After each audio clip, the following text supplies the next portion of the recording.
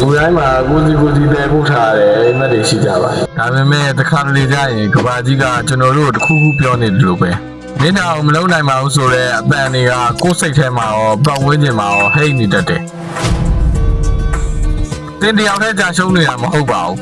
ကျွန်တော်တို့အားလုံးဟာအောင်မြင်မှုရဲ့နောက်ွယ်ကအချိန်ချင်းလဲကြခြင်းဆိုတဲ့အပိုင်းကိုဖုံးကွယ်ထားကြတာပါကိုစီစဉ်ထားတဲ့အစီအစဉ်တွေပြည့်စည်မယ်ယုံကြည်ရတဲ့လူတွေကကြောက်ခိုင်းမယ်ကို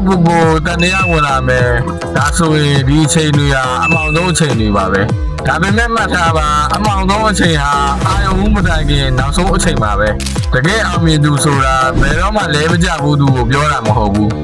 လဲကြတိုင်းဘာကြောင့်လဲဆိုတဲ့သင်ခန်းစာကိုကောက်ခိုင်းပြီးပြန်ထနိုင်သူကိုပြောတာပါတင်ဒီနေ့ရင်ဆိုင်ရတဲ့ပြင်ပန်းမှုတွေကတင်းရဲ့မနှက်ဖြတ်အတွက်ခွန်အားဖြစ်လာပါပါပင်ပန်းရင်ခဏနားလိုက်ပါဒါပေမဲ့ဘယ်တော့မှလမ်းမလျှော့ပါနဲ့မနှက်ဖြတ်တိုင်းမှာလူတွေကတင်းရဲ့ရလက်ကိုမြင်နေရပါလိမ့်မယ်ဒါပေမဲ့ဒီနေ့သင်ပေးဆက်နေတဲ့ချွေးတဲ့မျက်ရည်တွေကသာသင်ကိုတန်မိုးရှိတဲ့လူတစ်ယောက်ဖြစ်စေတာပါအခုပဲပြန်စားလိုက်ပါကဘာကြီးကိုသင်ရဲ့လုံးနိုင်စွာနေပြလိုက်စမ်းပါ